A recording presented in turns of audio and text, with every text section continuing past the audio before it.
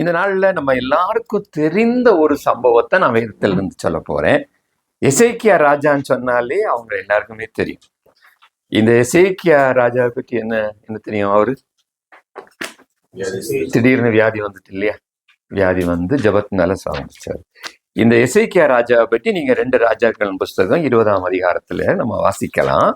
இந்த எசேக்கியா ராஜா குறித்து அவருடைய பின்னணியை பார்க்கும் பொழுது அவர் ஒரு உண்மையான ஒரு ராஜா, ஆண்டவருக்காக வைராக்கியமாக செயல்படுகிற ராஜா, தன்னுடைய நாட்டு ஜனங்களையும் ஆண்டவருக்கு நேராக வழி நடத்துகிற ஒரு ராஜாவாக இந்த ராஜா இருந்ததை அதுக்கு முந்தின பகுதியில பார்க்கலாம்.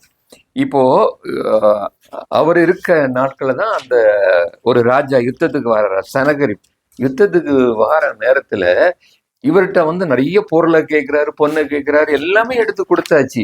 கடைசியா ஒண்ணுமே இல்லை. இப்போ இந்த ராஜாவை அடிமைப்படுத்தணும். ஜனங்களை சொல்றாரு, எல்லாரும் நீங்க ஆண்டவரையா நம்பிட்டு இருக்கிறீங்க, இந்த ஆண்டவர் உங்களுக்கு ஹெல்ப் பண்ண போறாரா? அந்த எசேக்கியா ஏதோ கதை அடிச்சிட்டு இருப்பான், நம்புறீங்களா அப்படின்னு எல்லாம் சொல்லி நீங்க வந்து என்ன நம்புங்க அப்படின்னு சொல்லுகிற நேரத்துல இந்த எசேக்கியா ஆண்டவருடைய சமூகத்துல வந்து கதறுகிறாரு, அழுகிறாரு. ஆண்டவரே இப்படிப்பட்ட ஒரு சூழ்நிலையில இருக்கிறோமே, நான் என்ன செய்யறதுக்குன்னு கேட்கிற நேரத்துல ஏசாயா மற்றவங்க எல்லாம் ஆண்டோடைய ஆலயத்துல வந்து ஆண்டோடைய சமூகத்துல கேட்கிற நேரத்துல அந்த எசேக்கியாவுக்கு ஆண்டவர் ஒரு ஹெல்ப் பண்றாரு. என்ன நீங்க பாத்தீங்கன்னா, நீ ஒன்னும் கவலைப்படாது, நான் உன் கூட இருக்கிறேன்னு சொல்லி ப்ரூவ் பண்றாரு. அந்த நீங்க 1,00,000 வசனத்தை வாசிங்க. 2 ராஜாக்கள் வாசிங்க. அசீரியரின் பாளையத்தில் 1,80,000 பேரை சங்கரித்தார்.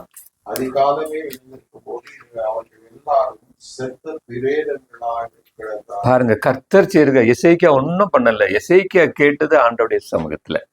இப்போ கர்த்தர் அவனுக்காக யுத்தம் பண்ணி 1,80,000 பேரை கொலை பண்ணிட்டாரு. இந்த ராஜாவுடைய நிலைமையும் பாருங்களாம். 37ஆம் வசனத்துல பார்த்தா, அவனுடைய கோயில்ல போய் பணிய போற நேரத்துல அவனுடைய பிள்ளைகளே அவனை கொலை செய்யப்பட்டாங்க அப்படின்னு சொல்லப்படுறது. ஒரு தேவனுடைய பிள்ளைகளுக்கு ஆதரவாக கர்த்தர் செயல்படுகிற சம்பவத்தை நம்ம பார்க்கலாம். இது எல்லாம் தெரிந்த இந்த ராஜா, ஆண்டவரோடு உறவு வைத்திருந்த ராஜா, திடீரென்று வியாதியாக படுக்கிறது தான் இந்த சம்பவத்துல பார்க்கலாம். இப்போ இந்த 20ஆம் அதிகாரத்துல இப்போ எசேக்கியா போய் சொல்லுகிறாரு. என்ன சொல்லுகிறாரு? நீ கடைசி லாஸ்ட் ஸ்டேஜ்ல இருக்கிற, நீ எல்லாம் உன்னோட ஆயத்தப்படுத்து, நீ செத்து போவான்னு சொல்லுறாரு. எசேக்கியா என்ன பண்ணுறாரு? செவர் பக்கமா திரும்பி அழுகிறாரு. அழுகிற நேரத்துல அவர் சொல்லுகிறத அவரு கேளுங்க.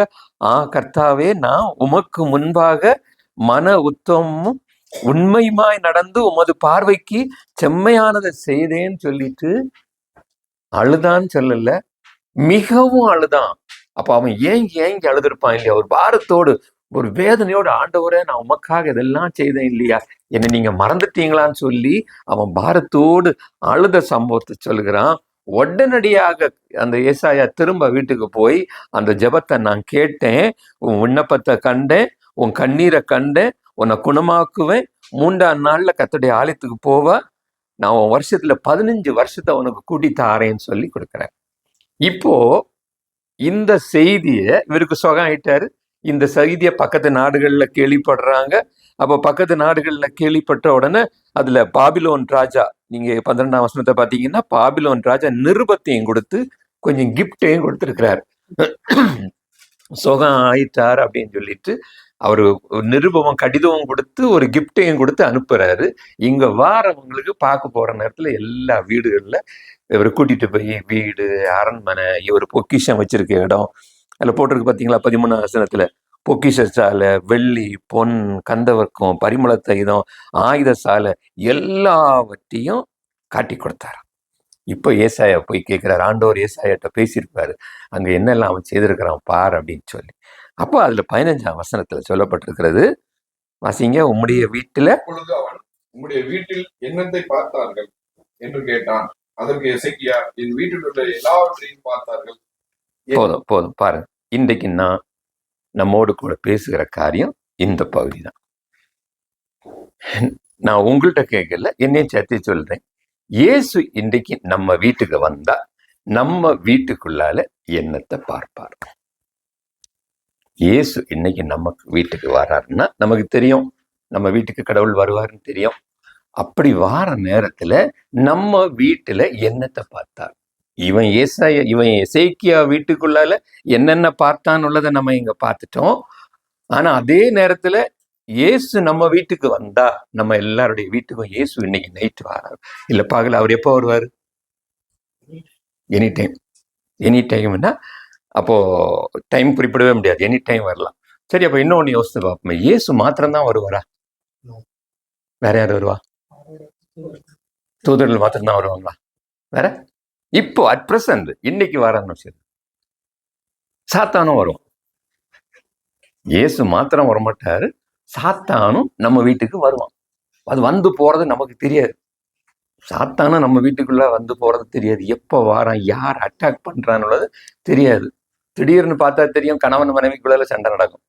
அப்போ அங்க இயேசு இருந்த வீட்டுல தான் அங்க பிசாசும் வந்துட்டான். நம்ம அழகா வேதத்துல நம்ம பார்க்கலாம். நீங்க 1 நாளாகமம் புஸ்தகத்துல நீங்க பாத்தீங்கன்னா 17ஆம் வசனத்துல தாவீது 17ஆம் அதிகாரத்துல தாவீது கர்த்தருக்குன்னு ஒரு ஆலயத்தை கட்டணும்னு ஆசைப்படுறான். உடனே அந்த ராஜா சொல்லுகிற அந்த தீர்க்கதரிசி சொல்லுகிறாரு, ஓ இதயத்துக்கு ஏற்றபடியெல்லாம் நீங்க செய்யுங்க அப்படின்னு சொல்லி. அப்ப ஆண்டவர் ஒரு வார்த்தையை சொல்கிறாரு. நான் இது 17ஆம் அதிகாரம் 5ஆம் வசனத்துல பின்பகுதியில, ஒரு கூடாரத்திலிருந்து மறு கூடாரத்துக்கும் ஒரு வாசஸ்தலத்திலிருந்து மறு வாசஸ்தலத்துக்கும் நான் போவேன்.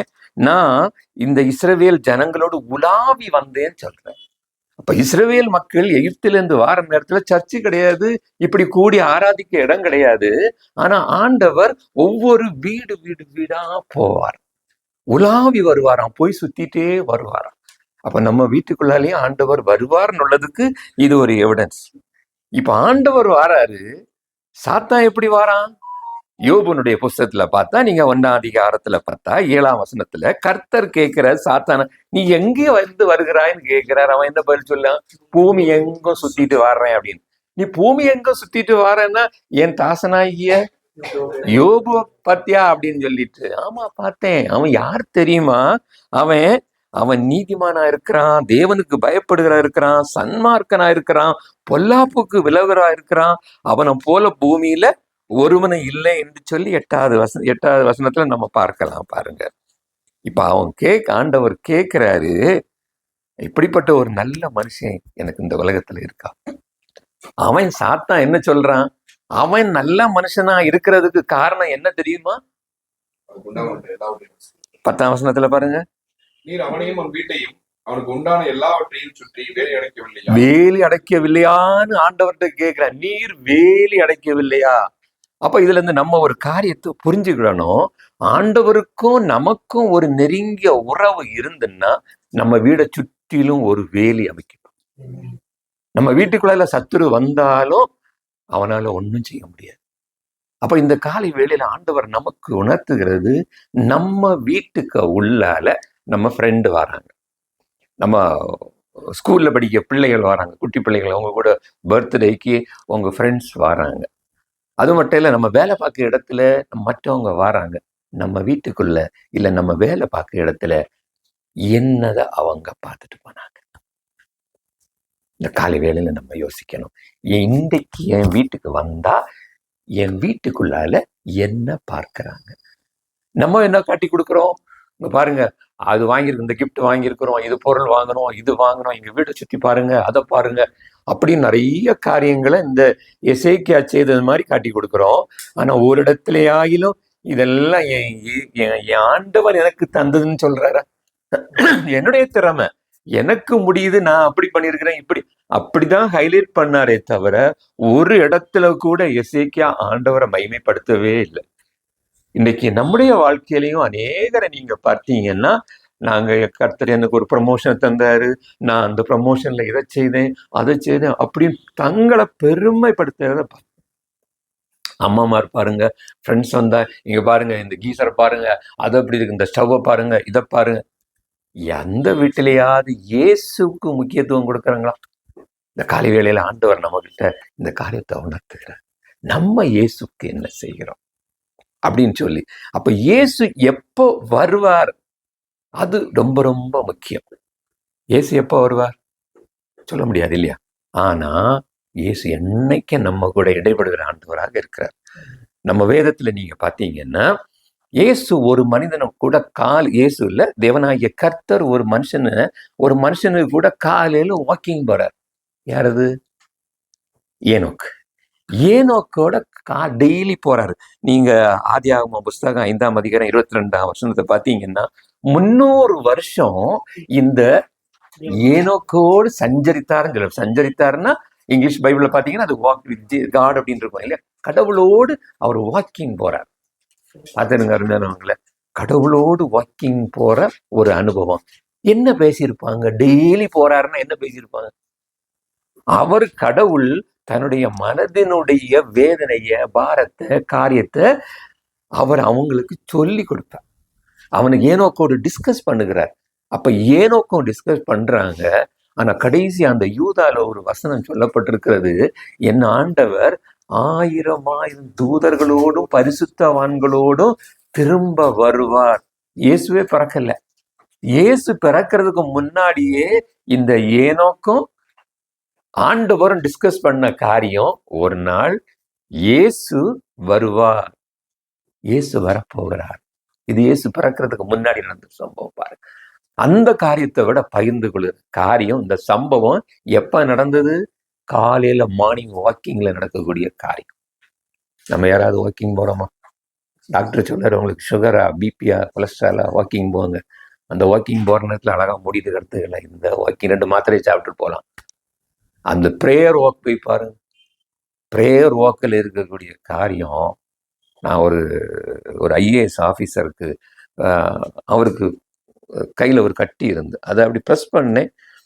அவரை ப்ரெஸ் பண்ண நேரத்தில் அவருக்கு செல்லமான நாயை என்ன கையில் கடிச்சு போட்டு, இவர் ஆன்னு சொன்னார், நாய் கையில் கடிச்சு. அப்போ அவர்கிட்ட நான் என்ன சொன்னேன்னா, சரி நீங்கள் ஒன்றும் பண்ணுங்க, சுகர் செக் பண்ணுங்கன்னு சொல்லிட்டு அவரை வாக்கிங் போக சொன்னேன். அவர் ஐஏஎஸ் ஆஃபீஸர். அவர் காரில் விதான சௌதருக்கு போய் அந்த நாயை கூட்டிட்டு சுற்றி நடந்து என்னோட 1 மாதம் கழிச்சு ரிப்போர்ட் அனுப்பினார், சுகர் நார்மல். எப்படி சரியாச்சு? உங்கள் ஐடியா தான். நான் என்ன ஐடியா சொன்னேன்? நீங்கள் தான் சொன்னீங்களே ப்ரேயர் வாக்குன்னு சொன்னீங்களே. நான் நாராயணன் அப்படின்னு சொல்லி அவங்க கடவுளை சொல்லி ஏன்னா அந்த நாமத்தை உச்சரிக்க கூடாது இல்லையா? அந்த கடவுளை அவங்க பேரை சொல்லி நடந்தாராம். அவருக்கு சுகர் போயிட்டு. நம்ம ஆட்கள்கிட்ட, ஐயா உங்களுக்கு கொலஸ்ட்ரால் இருக்கா, வாக்கிங் இருக்கா, காலையில் எழும்பி ஒரு ப்ரேயர் வாக் போங்க, அதுதான் முடியாது. அவன் ப்ரேயர் வாக் பண்ணி, புறஜாதியான் ப்ரேயர் வாக் பண்ணி அவன் ஆண்டவனை தேடி அவன் சுகம் கிடைச்சின்னு அவன் சாட்சி சொல்றான். அவன் ஆண்டவனை விட நம்ம ஆண்டவர் எவ்வளவு வல்லமையானவர். நம்ம அவரை தேடுகிறோமா? நல்ல சான்ஸ். வீட்டுல பிள்ளைகள் இருப்பாங்க, மனைவி இருப்பாங்க, கணவன் இருப்பாங்க. அமைதியா வாக்கிங் போங்க, ஆண்டவர்கிட்ட பேசிட்டு போங்க. ஏனோக்கோடு இடைப்பட்ட ஆண்டவர் காலையில இருப்பார். இன்னொரு சம்பவத்தை பாருங்க, ஆதாம் ஏவாளுடைய வாழ்க்கை பாருங்க. ஆதியாகமம் 3ஆம் அதிகாரத்தில் சொல்லப்பட்டிருக்கிறது, பகலின் குளிர்ச்சியான வேலையில, டே டைம், ஏர்லி மார்னிங் குளிர்ந்துட்டு இருக்கும். நம்ம சொட்டர் போட்டு ஜர்க்கின் போட்டு போடுற நேரத்துல இங்க பாருங்க, ஆதாம் ஏவாளன் காலையில தோட்டத்துல போய் இருக்கிற நேரத்துல தேவனாகிய கர்த்தர் அவங்க கூட வாக்கிங் போறான், உலாவி. அப்படித்தானே சொல்லப்பட்டிருக்கு. குளிச்ச டெய்லி ஒரு நாள் 2 நாள்ல டெய்லி வாக்கிங் போறாங்க. அப்போ என் ஆண்டவர் ஏர்லி மார்னிங், அடுத்தது குளிர்ச்சியான வேலையில, ஒர்க் பண்ணக்கூடிய இடத்துல ஆண்டவர் வராரு. சகைவு ஆயத்துறையில தான் உட்கார்ந்துருந்தான். ஆண்டவர் அவனை ஆண்டவர் அந்த இடத்துலோடி வாராருன்னு தெரிஞ்ச உடனே கேட்கிறான், அது யார்? இயேசு வாராரா? நான் இருக்கிறேன், எப்படி பாக்குறது? ஓடி போய் மரத்துல ஏறினான். அவன் ஆன் டியூட்டில இருக்கிறான், மரத்துல ஏறினான். இயேசு எப்படிப்பட்டவரோன்னு பார்க்கணும்னு ஆசைப்பட்டான். அவன் அதானே சொல்றான், இயேசு எப்படிப்பட்டவரோன்னு பார்க்கணும்னு ஆசைப்பட்டான். ஆனா இயேசு என்ன தெரியுமா? அங்க எல்லாரும் போறாங்க, மரக்கிளைகளுக்குள்ள ஒளிச்சிருந்து பாக்குறான். சகைவே, நான் உன் வீட்டுக்கு வரணும், இன்னைக்கு உன் வீட்டுல நான் தங்கணும். பாருங்க, இயேசு சொல்கிறாரு, வீட்டுல நான் இன்னைக்கு வீட்டுல, நீங்க லூக்கா எழுதின சுவிசேஷத்துல பார்க்கலாம், 19ஆம் அதிகாரத்துல நீங்க பார்க்கலாம். பாருங்க, இப்படி பார்க்கலாம். இன்னொரு மனுஷன் பாருங்க, நைட்டு தூங்குற நேரத்துல அந்த மனுஷனுடைய, அவனை எண்ணாகம் புஸ்தகத்துல சொல்லப்பட்டிருக்கிறது, எண்ணாகம் 22ஆம் அதிகாரத்துல அந்த மோவாபின் ராஜாவாகிய பாலாக்கு வந்து பிலேயாமிட்ட ஆட்களை அனுப்பி விடுறான். என்னடா இஸ்ரவேல் ஜனங்கள் வந்திருக்காங்க, இவங்களை என்ன பண்ணுவாங்க, இவங்களை சபிக்கணும், நீ போய் இந்த இந்த பிலேயாமிட்ட வா. பிலேயாம் என்ன சொல்லாரு தெரியுமா? கர்த்தர் என்ன சொல்லுகிறாரோ அதுதான் செய்வேன், நீங்க வீட்டுல ஸ்டே பண்ணுங்க, அவர்கிட்ட கேட்டு செய்யலாம். வேதம் அழகாக சொல்லப்படுகிறது. அந்த ராத்திரியில 22:9 தேவன் வந்து கேட்கிறார் பாருங்க, பிலேயாமே தேவன் பிலேயாமிடத்தில் வந்து உன்னிடத்தில் இருக்கிற இந்த மனிதன் யார் என்றார். அப்போ கேட்கிறாங்கப்பா, தேவன் அந்த வீட்டுக்கு வரார். அப்ப பாருங்க, நம்ம மனுஷர் மாத்திரம் வரல, தேவனும் வீட்டுக்கு வரார். இன்னைக்கு நம்ம தேவனை விட்டுடுங்களா? நம்ம வீட்டுக்கு நம்ம ஃப்ரெண்ட்ஸ் வர நேரத்துல நம்ம என்ன சொல்லுகிறோம்? ஒரு பேர புற மதத்திலிருந்து வராங்க, அப்ப நம்ம வீடை பார்க்க நேரத்துல எப்படி இருக்கு? நம்ம வீட்டுல ஒரு ஃபங்க்ஷன் வைக்கிறோம், ஒரு டின்னருக்கு கூப்பிடும், இல்லைன்னா ஒரு பர்த்டே ஃபங்க்ஷனுக்கு கூப்பிடுவோம். கூப்பிடுகிற நேரத்துல நம்ம ஆக்டிவிட்டிஸ் எப்படி இருக்கு? நம்ம பிள்ளைகளுடைய ஆக்டிவிட்டிஸ் எப்படி இருக்கு? நம்ம டிவியில என்ன போடுகிறோம்?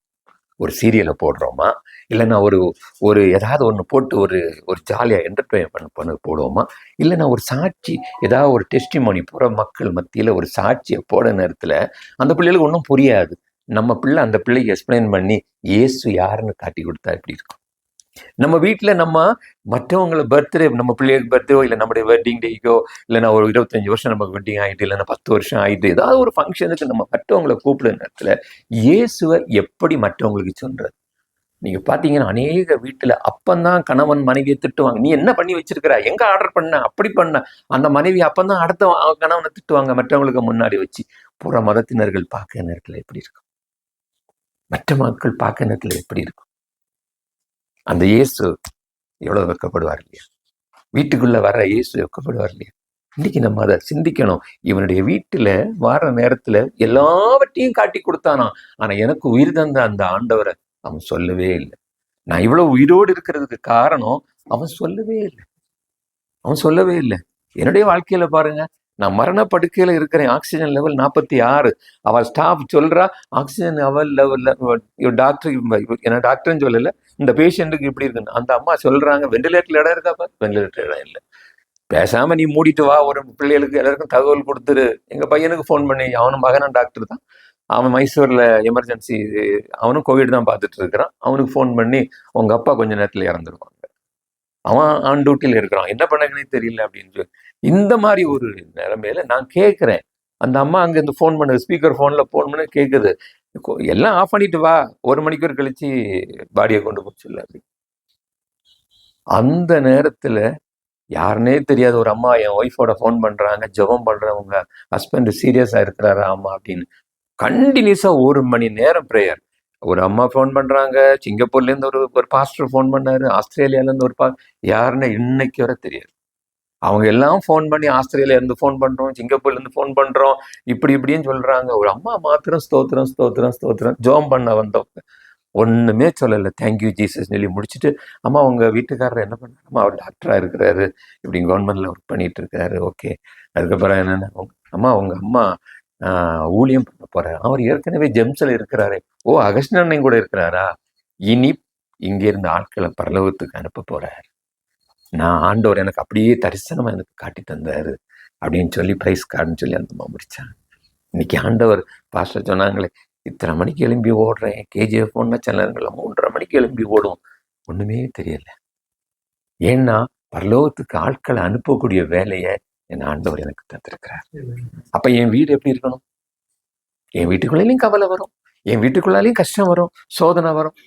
என்ன சோதனை வந்திருந்தாலும் நம்ம கர்த்தர் பக்கத்துல ஒன்றும் வேண்டாமே. நம்ம பாஸ்டர் ஐயா குடும்பம் இங்க இருக்குது, பாஸ்டர் அம்மா எவ்வளவு கஷ்டப்பட்டாங்க. இப்படி ஒரு மக்களை, ஒரு கூட்டத்தை ஆண்டவருக்காக உருவாக்குகிறாங்களே, அவங்க உருவாக்குகிற நேரத்துல அந்த அம்மா எவ்வளவு கஷ்டப்பட்டாங்க பார்த்தீங்க. நம்ம என்ன நினைப்போம், இயேசு சுகந்தாரார் அப்படின்னு சொல்லி. சுகந்தாரார்னா இதா ஒரு சுகம். இதுலேயும் சில காரியங்களை கற்றுக்கொள்ளும்படியாக வச்சிருக்கிறாரு. நான் கடந்த சமயத்துல பாஸ்டரை பார்க்கும்போது, நான் இப்போ ஒண்ணுமே கவலைப்படாது, சுகர் எப்படி இருந்தா இருந்துட்டு போட்டோம், நான் இப்படி இருக்கிறேன், ஜெபம் பண்றேன், ஃபாஸ்டிங் இருக்கிறேன். அதுதான் ஆண்டவர் விரும்புகிற காரியம். நான் பேஷண்ட்டு அதான் சொல்வேன், மெடிசனே நம்பாதீங்க. எனக்கு ஒரு பிராமின் என்கிட்ட வந்தார் சில மாதங்களுக்கு முன்பாக, கேன்சர் 4th ஸ்டேஜ். அவர் என்ன பண்ண முடியும்? அவரு வந்து யாரோ என்ன பற்றி சொன்னாங்களாம், மருந்து அவங்க வந்திருக்காரு. 4th ஸ்டேஜ்ல உள்ளவருக்கு நான் என்ன மருந்து கொடுக்கறது? அவர் நான் சரி ஒரு ஹோமியோ ஒரு ட்ராப்ஸ் தரேன், டியூமர் ட்ராப்ஸ்னு இருக்கு அப்படின்னு. இது சரியாகுமான்னு கேட்கிறாரு. நான் இதெல்லாம் கஷ்டம். நான் ஒரு வசனம் எழுதி போட்டிருக்கேன் கிளினிக்கில், nothing is impossible with God. அவர்கிட்ட கேட்குற இந்த வசனம் எதுக்கு எழுதி போட்டிருக்கீங்க? பிராமின் கேட்கிறாரு, இது எதுக்கு எழுதி போட்டிருக்கீங்கன்னு கேட்கல. அந்த ஆளுக்கு இருக்கக்கூடிய விசுவாசம் எனக்கு இல்லை பாருங்க. அவங்கள்ட்ட இருந்து கற்றுக்கொள்ள வேண்டி இருக்கிறது. அவர் சொல்லிட்டாரு, இன்னைக்கு எனக்கு தெரியாம ஆன்லைன்ல மெடிசன் வாங்கி சாப்பிட்டுட்டு இருக்கிறார் பாருங்க. அந்த மெடிசன் அவருக்கு ஏதோ செட் ஆகிட்டு அவருக்கு கேன்சர்ல இருந்து அவர் தப்பிட்டார் பாருங்க, அருமையானவங்கள. அப்போ இன்னைக்கு ஆண்டவர்கிட்ட உள்ள ஒரு இப்ப நம்ம இதுல பார்த்துட்டு இருக்கிறது என்னன்னா, ஆண்டவர் எப்படி நம்மகிட்ட இடைபடுகிறார்ன்றதை பார்த்தோம். காலையில் 7 மணிக்கு வராரு, பகல் நேரத்துல வராரு, டே டைம்ல வராரு, ஈவன் ஒர்க் பிளேஸ்ல வராரு. அது மட்டும் இல்லை, ஒர்க் பிளேஸ்னா ஸ்டடி பிளேஸுக்கும் வராரு, படிக்க இடத்துக்கும் இயேசு வராரு. அது மட்டும் இல்லை, நைட்ல தூங்க நேரமும் வந்து பேச வராரு. இந்த காலை வேளையில ஆண்டவர் நம்ம குறிச்சு ஒரு நோக்கம் வச்சிருக்கிறார். இது முக்கியமான நோக்கம். என்னன்னா, 1 பேதுரு 2ஆம் அதிகாரம் 9ஆம் வசனத்துல, நீங்களோ உங்களை அந்தகாரத்தை நின்று தம்முடைய ஆச்சரியமான ஒளியிடத்துக்கு வரவழைத்தவருடைய புண்ணியங்களை அறிவிக்கும்படி தெரிந்து கொள்ளப்பட்ட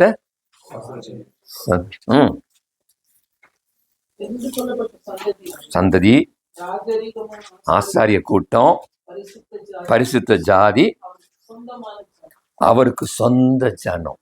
இந்த 4 கேட்டகரியில எதிலையாகிலும் உங்களை அவர் இணைக்கணும்னு விரும்புகிறார். அவருக்கு சொந்த பிள்ளைகளாக வைக்கணும்னு விரும்புகிறார். அப்படி அவர் இணைக்கணும்னா நமக்கும் அவருக்கும் உள்ள ரிலேஷன்ஷிப் எப்படி இருக்கணும் தெரியுமா? ஆண்டவர் அழகா சொல்லுவார், நீங்களே, பவுல் சொல்வார், நீங்களே தேவனுடைய ஆலயம் சொல்வார். வசனத்தை பார்க்குறீங்கன்னா 2 கொரிந்தியர் 6ஆம் அதிகாரம் 16ஆம் வசனத்துல, தேவனுடைய ஆலயத்துக்கும் விக்கிரகத்துக்கும் சம்பந்தம் ஏது? நான் அவர்களுக்குள்ளே வாசம் பண்ணி அவர்களுக்குள்ளே உலாவி அவர்கள் தேவனாயிருப்பேன், அவர்கள் என் ஜனமாயிருப்பார்கள் என்று தேவன் சொன்னபடி நீங்கள் ஜீவனுள்ள தேவனுடைய. ஒவ்வொருவரும் இந்த நாள்ல புரிந்து கொள்ள வேண்டிய காரியம், நான் ஜீவனுள்ள தேவனுடைய ஆலயமா இருக்கிறேன். என் இதயம் ஆலயமா இருக்கிறது. இந்த வெறும் ஆலயத்துக்குள்ளால ஆண்டவர் என்ன பண்ணுவாராம்? உலாவி வருவார். அங்க வாசம் தங்கி இருப்பாராம். இதயத்துக்குள்ள, நம்முடைய சரீரத்துக்குள்ளாலேயே அவரு உலாவி வருவார். ஃபர்ஸ்ட். செகண்ட், நீங்க என்ன பாக்குறீங்கன்னா, நமக்கும் ஆண்டவருக்கும் உள்ள சிந்தை எப்படி இருக்கிறது, மனசு எப்படி இருக்கிறது.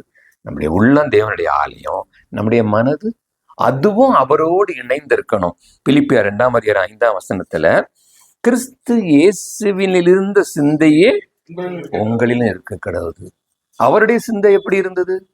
நம்ம தேவனுடைய ஆலயம் பார்த்தோம். தேவனுடைய ஆலயம் பார்த்துட்டு நம்ம படிக்கக்கூடிய இடத்துல, நம்ம வேலை பார்க்க இடத்துல, இல்ல நம்ம குடும்பத்துக்குள்ள இருக்கிற நேரத்துல, அந்த தேவனுடைய ஆலயத்துல கிறிஸ்துவனுடைய சிந்தை மாத்திரம்தான் இருக்கணும். அவன் பக்கத்துல இருக்கிறவன் புற மதத்தான், புற ஜாதிக்காரனா இருப்பான், இல்லைன்னா நம்மளை ரொம்ப டார்ச்சர் பண்ணக்கூடிய இருப்பான், நம்மளை கஷ்டப்படுத்த யார் இருந்தாலும் நம்ம கவலைப்பட வேண்டிய அவசியம் இல்லை. அந்த கிறிஸ்து இயேசுடைய சிந்தை நம்ம இடத்துல இருக்கணும். அந்த சிந்தை அது எப்படிப்பட்ட சிந்தை? தனக்கு முன்பாக மரணம் வைக்கப்படுது. எபிரேயர் வாக்கியம் எழுதுவாரு 12ஆம் அதிகாரம் நினைக்கிறேன். தனக்கு முன்பாக மரணம் வைக்கப்பட்டிருக்கிறது. அந்த மரணம் வைக்கப்பட்ட நேரத்துல மரணம் மட்டும் இல்ல, அவமானமும் வைக்கப்பட்டிருக்கிறது. அந்த அவமானத்தை அவர் சந்தோஷமா ஏற்றுக்கொண்டார். அப்ப கிறிஸ்தவ வாழ்க்கை பாடு நிறைந்த வாழ்க்கை தான், வேதனையான வாழ்க்கை தான். அப்படி இருந்தாலும் ஒரு சந்தோஷம் நிறைந்த வாழ்க்கை. இந்த சந்தோஷம் நிறைந்த வாழ்க்கைக்கு நம்ம அர்ப்பணிக்கணும்னா கிறிஸ்து இயேசுனுடைய சிந்தை நம்மிடத்துல இருக்கணும். முதல்ல என்ன சொன்னேன்? நம்முடைய இதயம் அவர் வாசம் பண்ணுகிற ஆலயமா இருக்கணும். நம்முடைய மனசு அவருடைய சிந்தை, அவருடைய கிறிஸ்து இயேசுடைய சிந்தையே உங்களிலும் இருக்க கடவுள். அந்த சிந்தையோடு இருக்கணும். 3வது ஒரு காரியம், இயேசு அன்பா இருந்தார். இயேசு அன்பா இருந்தார் இல்லையா? எல்லா இடத்துலயும் அன்பா இருந்தார். அவரை எப்படியெல்லாம் பேசினாங்க, போஜன பிரியர், மதுபான பிரியர், என்னெல்லாமோ எல்லா இடத்துல அன்பா இருந்தார். அதுதான் அவர் யோவான்ல அழகா சொல்லுவார். யோவான் 15ஆம் அதிகாரம் 12ஆம் வசனத்துல, நான் உங்களில் அன்பா இருந்தது போல நீங்களும் அன்பா இருக்க. அப்ப இந்த அன்பு இந்த அவருக்கும் நமக்கும் உள்ள உறவு அதிகம் ஆகணும்னா நம்ம 2 காரியங்களை உங்கள்கிட்ட நான் சொல்றேன். முதல்ல நம்முடைய உள்ளம் சுத்தமா இருக்கணும், நம்முடைய மனசு சுத்தமா இருக்கணும், நம்முடைய வாயிலிருந்து அன்பு வெளிப்படணும். இது எல்லாரும் இதை நீங்க நம்முடைய வாழ்க்கையில இந்த வருஷத்துல பிராக்டிக்கலா நீங்க கடைபிடிச்சீங்கன்னா கர்த்தர் நம்மை கொண்டு நம்முடைய குடும்பத்தை கொண்டு 1000 ஆத்துமாக்களை நமக்கு எழுப்பி தரும். எப்படி என்ன நடக்குன்னு தெரியாதா? நம்ம ஆண்டவருடைய ஒரு கருவி. அப்ப நம்ம வாழ்கிற வீடு இயேசு வந்துட்டு போனாருன்னா, ஊழியக்காரங்க வந்துட்டு போனாங்கன்னா அது தேவன் தங்குகின்ற இடமாக பிரதிபலிக்கணும். இன்னைக்கு ஒரு தீர்மானம் எடுக்க போறோம். என் வீட்டுக்குள்ளால இனிமேல் சண்டையே பிடிக்க மாட்டோம். பிள்ளைகள் ஒரு தீர்மானம் எடுக்க போறீங்க. என் வீட்டுக்குள்ளால நான் ஒரு புதிய தீர்மானத்தோடு செயல்பட போறேன். புது தீர்மானத்தோடு நான் ஆண்டவருக்காக நான் செயல்படுறேன். நான் வேதத்தை அதுக்கு உதாரணமா என்ன சொல்லேன்னா, தாவீது சொல்வார் சங்கீதம் 119 சங்கீதம் 72 அநேகம் 1000 பொன் வெள்ளியை பார்க்கிலும் நீர் விளம்பின வேதமே எனக்கு நலம். பொன் வெள்ளி எதுவா இருந்தாலும் இந்த வேதத்துக்கு நீங்க முக்கியத்துவம் கொடுக்கணும். இந்த வேதத்துக்கு முக்கியத்துவம் எவ்வளவு தூரம் ரீட் பண்ண முடியுமோ இருக்கணும். வேதம் வாசிக்க நீ என்ன பார்த்தீங்கன்னா, நான் மெட்ரோ ட்ரெயினில் போனாலும் வாசிச்சுட்டு இருப்பேன். நான் தமிழ்நாடு டியூட்டிக்கு போனாலும் எத்தனை முறை வேதத்தை வாசித்து பார்த்தேன் எனக்கே நினைவு இல்லை. ஒரு மாசத்துல வாசித்து முடிச்சிருவேன். 40 நாள்ல வாசித்திருக்கிறேன், 2 மாசம் வாசித்திருக்கிறேன், இப்போ 3 மாசம் வாசிச்சுட்டே இருக்கிறேன். டைம் போறதே தெரியாது. எங்க இருந்தாலும் யாராவது ஃப்ரெண்ட்ஸ்கள் பேசிட்டு இருந்தா எங்கேயாவது அங்க இருந்து நான் பைபிள் வாசிச்சுட்டே இருப்பேன். வாசிக்க ஆண்டவருக்கும் நமக்கும் ஒரு தொடர்பு கிடைக்கும். அதுதான் தாவீது இங்க சொல்கிறாரு, அநேகம் 1000 பொன் வெள்ளியை பார்க்கிலும் நீர் விளம்பின வேதமே எனக்கு நலம். அப்போ ஃபர்ஸ்ட் வேதத்துக்கு முக்கியத்துவம் கொடுங்க. 2வது ஒரு காரியத்தை சொல்லி நம்ம முடிக்க போகிறோம். 2வது நம்ம ஜெபம் பண்ண போனா நீங்க நிறைய பேர்கிட்ட நான் கேட்டிருக்கிறேன், என் பிள்ளைகள் சரியில்லை, அப்படி போறாங்க, கணவன் சரியில்லை, மனைவி சரியில்லை, நீங்க ஜெபம் பண்ணீங்களா? அதெல்லாம் எவ்வளோ நாள் ஆயிடுச்சு, ஜெபம் பண்ணி நிறைய நாள் ஆயிடுச்சு.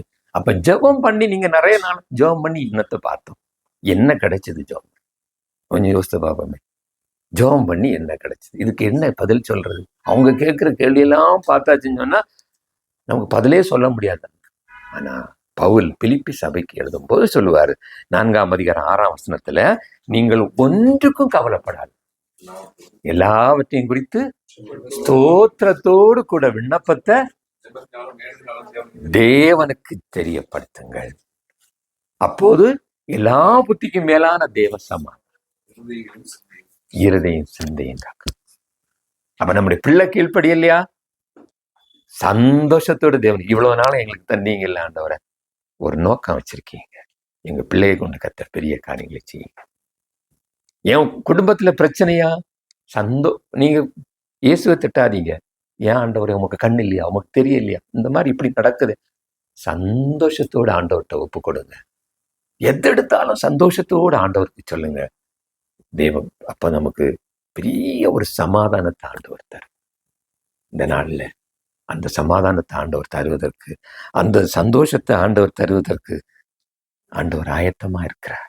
ஒரு சின்ன சம்பவத்தை மாத்திரம் சொல்லி முடிக்கிறேன். நாங்கள் பைபிள் காலேஜ் வச்சிருக்கிறோம். பொம்பளை பிள்ளைகளுக்கு தெபோரா பைபிள் காலேஜ், ஆம்பளைகளுக்கு தீமோத்தேயு பைபிள் காலேஜ், டெய்லரிங் வச்சிருக்கிறோம். ஒரு வருஷம் டெய்லரிங் கற்றுக் கொடுப்போம். அந்த டெய்லரிங் கற்றுக் கொடுத்து அதோடு கூட இயேசுடைய அன்பை சொல்லிடுவோம். டெய்லரிங் நீங்க பார்த்தீங்கன்னா, அவங்க காலையில் எழும்பினோடனே ஒரு செட்டு டிவோஷன் எடுக்க போவாங்க. இன்னொரு செட்டு நீங்க அந்த டிவோஷன் முடிஞ்ச உடனே ஒவ்வொரு வேலையை பிரித்து கொடுத்துருவாங்க. ஒரு செட்டு என்னன்னா, அந்த பாத்திரங்கள் கழுவ போயிடுவாங்க, சமைக்க போயிடுவாங்க, கார்டன் ஒர்க் பண்ணோம், எல்லாமே அவங்க தான் பண்ணணும். தக்காளி, உருளைக்கிழங்கு, கத்தரி அப்படின்னு எல்லாம் தோட்டம் போட்டு, இந்த பிள்ளைகளை தான் தோட்டம் போடணும். எல்லாமே போட்டு அவங்க நம்ம வீட்டில் சமையல் பண்ணதுக்கான பயிற்சியும் கொடுத்து, தொழில் கல்வியும் கற்றுக் கொடுத்து, 9 மணிக்கு அவங்க டியூட்டியில் அது படிக்க வரணும். 15 பிள்ளைகள் ஒரு பேட்சில். அப்படியே அவங்க கட்டிங் சொல்லி கொடுக்குறது, எல்லாமே ட்ரெஸ் எல்லாம் பண்ண சொல்லி கொடுப்பாங்க. கடைசியில் கோர்ஸ் முடிக்கிற நேரத்தில் ஒரு தையல் மிஷினை கொடுத்து அந்த பிள்ளைகளை விட்டுட்டு நீங்கள் இருக்க இடத்துல கல்யாணம் பண்ணிக்கு ட்ரை பண்ணுவாங்க. ஒருவேளை லேட்டாக ஆச்சுன்னு சொன்னால் அந்த மாதிரி ஒரு மிஷினை கொடுத்து அனுப்பிடுவாங்க. இப்படி நம்ம இந்த ஊழியத்தை நம்ம பண்ணிட்டு இருக்கிறோம். இதனால தான் கிராமங்களில் சுவிசேஷம் அறிவிக்கிறதுக்கு ரொம்ப யூஸ்ஃபுல்லாக இருக்குது. எல்லா வீட்லேயும் கிழிஞ்ச துணியாவது தைக்க கொண்டுருவாங்க. தைக்க வார நேரத்தில் இயேசுடைய அன்பை சொல்லிடுவாங்க. அப்போ இப்படி நம்ம இலவசமான சுவிசேஷத்தை அறிவிக்கிறது கர்த்தர் இப்படி எடுத்துட்டு இப்படி பல காரியங்கள். டெபரா பைபிள் காலேஜில் ஒரு ஒரு தங்கச்சி படித்தா. அந்த அந்த தங்கச்சி படிக்க அவளுடைய பின்னணியை பார்த்தீங்கன்னா அவங்க அப்பா 3 வயசுல இறந்துட்டாங்க. இந்த அம்மா கூலி வேலை செய்யணும், இந்த பொம்பளை பிள்ளைய பார்க்கணும், ஒரே பொம்பளை பிள்ளை பார்க்கணும். அந்த பிள்ளைக்கு பேர் நிஷா குமாரி. அந்த நிஷா குமாரிய நம்ம இந்த அம்மா வந்து பார்க்கறதுக்கு சொந்தக்காரங்க எல்லாம் சரி நீ வேலைக்கு வரலையா, தோட்ட வேலைக்கு வரலையா, இந்த பிள்ளைய வச்சுட்டு நான் என்ன பண்றதுக்கு, யார்கிட்ட கொண்டு கொடுக்கறதுக்கு அப்படின்னு சொல்லி போயும் இப்படி ஒரு பிள்ளை படைச்சு அது எங்கேயாவது தூக்கி போடு, அதை கொண்டுட்டாது போ அப்படின்னு இந்த அம்மா ஒரு வேதனையோடு வந்து பிள்ளைய வளர்த்துட்டு இருந்தாங்க. அந்த அப்பா அந்த அந்த தெருவில் ஒரு விபிஎஸ் டைமில் ஒரு மிஷினரி பண்ணார். இயேசு உங்களை நேசிக்கிறார், உங்களுக்கு என்ன கஷ்டம் இருந்தாலும் கவலை இருந்தாலும் இயேசு உங்களை விசாரிக்கிறார், அவர் உங்களை விசாரிக்கிறவர் ஆனபடியா உங்க கவலையெல்லாம் அவர்கிட்ட சொல்லுங்க அப்படின்னு சொல்லிட்டு அவர் போயிட்டாரு. அதுக்கப்புறம் இந்த அம்மாவுக்கு உள்ளல அவர் விசாரிக்கிற ஆண்டவர் அப்படி யாரு, இயேசுன்னு இல்லை. இயேசுன்னா யாரு சொல்லிக் கொடுக்க யாருமே இல்லை, பக்கத்துல கேட்டால் யாருக்கும் தெரியல. கொஞ்ச நாள் கழிச்ச பிறகு இது ஏப்ரல் நடந்த சம்பவம். டிசம்பர்ல கிறிஸ்மஸுக்கு அந்த பக்கத்துல போற நேரத்துல கேரல் போற நேரத்துல இயேசுன்னு சொல்றாங்க. ஒரு வாழை கூட்டி இயேசுன்னா யாரு எங்க இருக்காரு அப்படின்னு அந்த அம்மாவுக்கு இயேசுடைய அன்பை சொல்லி எங்க சர்ச்சு இங்க இருக்கு வாங்கன்னு சொல்லி கூப்பிட்டு அந்த அம்மா சர்ச்சுக்கு வந்து அந்த சர்ச்சில் இயேசுவை ஏற்றுக்கொண்டாங்க. இந்த பொம்பளை பிள்ளையும் படிக்க வச்சாங்க, கஷ்டத்தோடு கூலி வேலை செய்து படிக்க வச்சாங்க. இந்த பொம்பளைகிட்ட வந்து அவளும் இயேசுவை ஏற்றுக்கொள்ளல, அறகுற மனத்துல இயேசுவோட இருக்கிறார். ஏமா இன்னும் இந்த இயேசு அறிகிறதுக்கு இந்த பைபிள் காலேஜில் போகவே மாட்டேன், அந்த வேலையை எனக்கு வேண்டாம். இந்த அம்மா ஜெபம் பண்ணாங்க, கர்த்தர் பிள்ளையோடைய மனக்கண்களை திறந்தாரு, பைபிள் காலேஜில் போனா படிச்சா நல்ல வைராக்கியமான ஒரு பிள்ளையா மாறிட்டா, நிஷா குமாரின்னு சொல்லிட்டு. அந்த நிஷா குமாரி நீங்க பார்த்தீங்கன்னா ஒரு ஒரு வருஷத்து ஒரு 6 மாசத்துல 2 தடவை ஃபுல் பைபிளை வாசித்திருக்கு.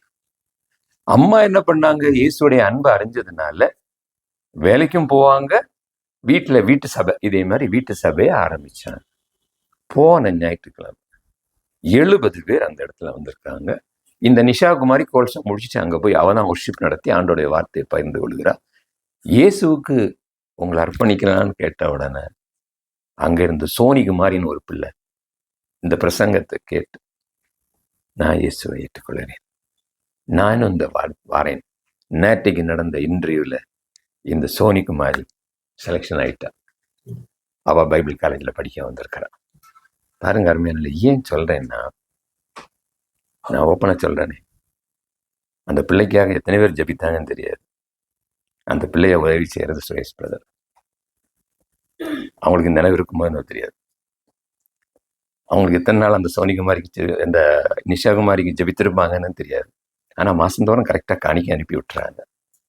ஆனா இன்றைக்கு அந்த நிஷாகுமாரி ஆண்டவருக்காக வைராக்கியமா ஜபிக்கிற, பிரசங்கம் பண்ணுகிற அவருடைய பிள்ளையா மாறி நான் பெற்றுக்கொண்ட சந்தோஷத்தை அவ நேற்று ஃபோன் பண்ணி சொல்றாளாம், அங்கிள் இந்த மாதிரி நான் சோனிகுமாரி அனுப்புறேன் அங்கிள், அவள்கிட்ட ஏதோ ஒரு விஷன் இருக்கு, அவளையும் மோல்டு பண்ணி அனுப்பிட்டீங்கன்னா இந்த பகுதி பாட்னால இயேசுடைய அன்பு அறிவிக்கிறதற்கு ஆட்கள் கிடைக்கும். நன்மையான தேவனுடைய பிள்ளைகளே, இந்த காரியத்துக்கு நீங்க நான் உங்கள்ட்ட காணிக்க வரல, நீங்க இருக்கக்கூடிய இடத்துல உங்க வீட்டுக்குள்ளால ஒரு கெஸ்ட் அட்லீஸ்ட் இயேசு வாரான்னு வச்சுக்கிடுங்க, என்ன பார்ப்பார். அவன் வீட்டுல போய் ஒன்னும் பார்க்கல, எசேக்கியா வீட்டுல போய் ஒன்னும் ஆண்டவருக்கு பிடித்தமான காரியம் நடக்கல. ஆனா நம்ம வீடு அப்படியா, நம்ம ஆண்டவரத்துல அர்ப்பணிக்கிற நேரம் நம்ம வீட்டுக்குள்ள நம்ம பிள்ளைய ஆண்டவர் மாட்டலாம். நம்ம ஜபிக்கக்கூடிய, நம்ம ஒண்ணுமே செய்யண்டா, நம்ம பீகார் போக வேண்டாம், ஒண்ணுமே பண்ணாண்டாம், இங்கிருந்து ஜபிக்கக்கூடிய ஜபத்தினால வட மாநிலங்கள்ல ஒரு நிஷாகுமாரி உருவாக்கி இருக்கான்னா, இங்க இருந்து அந்த நிஷாகுமாரிக்கு நான் உதவி, எங்க குடும்பம் உதவி செய்ததுனால இன்னைக்கு நிஷாகுமாரி ஒரு மிஷினரியா மாறிட்டா. இன்னைக்கு நிஷாகுமாரி மாறி, நாளைக்கு ஒரு பிள்ளைக்கு மேரேஜ் நடக்குது, டைம் இல்லை, அந்த பிள்ளைக்கு நம்ம ஸ்கூல்ல படிச்ச பிள்ளை, நம்ம டெபோரா பைபிள் காலேஜில் படிச்ச பிள்ளைக்கு நாளைக்கு அதனுடைய திருமண செலவு, அதுக்கான காரியங்களை பெங்களூர்ல இருந்து ஹெல்ப் பண்றேன். பாருங்க, நம்ம செய்யற சின்ன உதவி கர்த்தர் பெரிய காரியங்களை செய்கிறார். இப்படி நம்ம அந்த ரிலேஷன்ஷிப்பை வளர்த்துனா ஆண்டவர் என்ன சொல்லாருன்னா, யோவான் 15:14 நான் உங்களுக்கு கற்பிக்கிற யாவையும் நீங்கள் செய்வீர்களானால் என் சிநேகிதராயிருப்பீர்கள். நான் உங்களுக்கு கடவுள்னு சொல்லலை, நான் உங்க ஃப்ரெண்டு. நான் உங்க ஃப்ரெண்ட். இந்த வருஷத்தினுடைய ஆரம்ப நாள்ல 2வது ஞாயிற்றுக்கிழமையில இயேசு உங்க ஃப்ரெண்டா இருக்கணும்னு இருக்காரு. உங்க வீடு என்னதான் டெக்கரேட் பண்ணாலும் இயேசுதான் உங்க ஃப்ரெண்டு. கடவுள்னு கூட நீங்க, அவர் அப்படித்தானே சொல்றாரு, என்ன கடவுள்னு வச்சுக்கிடுங்கன்னு சொல்லல. நான் உங்க வீட்டுல ஃப்ரெண்டா இருக்கிறேன்ப்பா. அந்த ஃப்ரெண்டுக்கு நீ எவ்வளவு இம்பார்ட்டன்ஸ் கொடுக்குறியோ அந்த இம்பார்ட்டன்ஸை எனக்கு தருவியான்னு சொல்லி இந்த ஓய்வு நாள்ல வந்து நம்மகிட்ட ஆண்டவர் நம்மகிட்ட கேட்கிறாரு. நம்ம அர்ப்பணிக்கலாமா? நம்ம எல்லாரும் கண்களை மூடி ஆண்டவர் நம்மோடு கூட பேசினாரு. நம்ம பேசின வார்த்தைகளை கொஞ்சம் நினைச்சு பார்ப்போம். எசேக்கியாவுக்கு 15 வருஷம் எக்ஸ்டெண்ட் பண்ணி கொடுத்த பிறகும் அவன் வீட்டுக்கு போய் பார்க்கிற நேரத்துல அவன் வீட்டுல ஆண்டவர் வெறுமையத்தான் கண்டார். ஐஸ்வர்யம் இருந்தது, ஆசீர்வாதம் இருந்தது, ஆனா வீட்டுக்குள்ள ஆண்டவர் இல்லை. அவனுக்கு சுகம் கொடுத்த ஆண்டவரையே மறந்துட்டான். நம்மவும் கூட ஆண்டவரை மறந்து, எனக்கு இந்த இதுக்கு எல்லாம் ஹெல்ப் பண்ண டாக்டர், இந்த டாக்டர் அப்படி பண்ணிட்டார் இப்படி பண்ணிட்டார், டாக்டருக்கு முக்கியத்துவம் கொடுக்குறோமா? இயேசுக்கு முக்கியத்துவம் கொடுக்குறோமா? நிறைய காரியங்களை நம்ம கேட்ட காரியங்களை அப்படியே நம்ம சத்தியத்தை நினைச்சு நம்ம வீட்டுக்கு போற நேரத்தில் நினைச்சிட்டே போவோம். வேதத்துக்கு முக்கியத்துவம் கொடுப்போம். என்னதா இருந்தாலும் ஒன்றுக்கும் கவலைப்படாதபடி ஸ்தோத்திரத்தோடு கூட ஆண்டவர்கிட்ட பேசுவோம். அந்த சமாதானத்தையும் சந்தோஷத்தையும் பெற்றுக்கொள்ளுவோம். கடைசியாக அவர் சொல்றாரு, நான் உங்க ஃப்ரெண்டா இருக்க விரும்புகிறேன். நான் கடவுளா என்ன நினைக்காதீங்க, நான் உங்க ஃப்ரெண்டா இருக்க விரும்புகிறேன். அந்த அன்பின் ஆண்டவரை நம்ம ஃப்ரெண்டா ஏற்றுக்கொள்வோமா? அர்ப்பணிப்போமா? ஜெபிக்கலாமா? ஆண்டவரை, இந்த நல்ல ஜெப வேலைக்கு நன்றி செலுத்துகிறோம். ஏசப்பா, நீங்க எங்க கூட இருந்தீங்க, பேசுனீங்க, வழிநடத்தினீங்க, ஆலோசனை கொடுத்தீங்க. அப்பா, உங்களுக்கு நன்றி ஆண்டவரை. ஆண்டவரை ஏசப்பா, எங்க இதயம் நீங்க தங்குகிற இதயமா இருக்கட்டும், எங்க சிந்தனை உம்முடைய சிந்தனையா இருக்கட்டும். உம்மை பிரதிபலிக்க கர்த்தர் எங்களுக்கு உதவித்தார். இந்த இடத்துல வந்திருக்கிற எல்லாரும் கர்த்தர் பேர் பேராக ஆசீர்வதியும். 2-3 பேர் என் நாமத்தினால ஒருமனப்பட்டு கூடி இருக்கிறவங்க அங்க வருவேன்னு சொல்கிற ஆண்டவர், இந்த சின்ன கூட்டத்திலேயே நீங்க இருக்கிறீங்க ஆண்டவர். ஜபாலயத்துல நீங்க அதிகமா விரும்பின ஆண்டவர், இதையும் ஒரு ஜபாலயமாக நீங்க மாற்றி தந்ததுக்காக நன்றி. இந்த இடத்துல உங்களுடைய பிரசன்னம் இருக்கிறதுக்காக நன்றி. இதுல வந்திருக்கிற ஒவ்வொரு பிள்ளைகளும் ஆண்டவரே தங்களை அர்ப்பணித்து, ஆண்டவரே இந்த சின்ன டீம் மூலமாக பரலோகம் சந்தோஷம் அடைகிறத பார்க்க உதவித்தார். அருமையான போதகர் நம்முடைய கரத்துல தருகிறோம். ஆவியின் வரங்கள்னால நீங்க நிரப்புங்க ஆண்டவரே. போதகர் அம்மாவை ஆண்டவரை இன்னும் உமக்கு அவங்களுக்குள்ள உறவு அதிகமாகட்டும். இந்த சபைக்காக இருக்கிற ஜெபங்களுக்கு கர்த்தர் பதில் தந்து, ஆண்டவரே இந்த ஜெப வேளையில இந்த இடத்துல கடந்து வந்த ஒவ்வொருவரும் உப்பாக ஒளியாக இந்த உலகத்துல பிரகாசிக்க கர்த்தர் உதவித்தார். ஆசீர்வாதம் பலப்படுத்த இயேசுவின் நாமத்துல கேட்கிறேன் நல்ல பிதாவே, ஆமென்.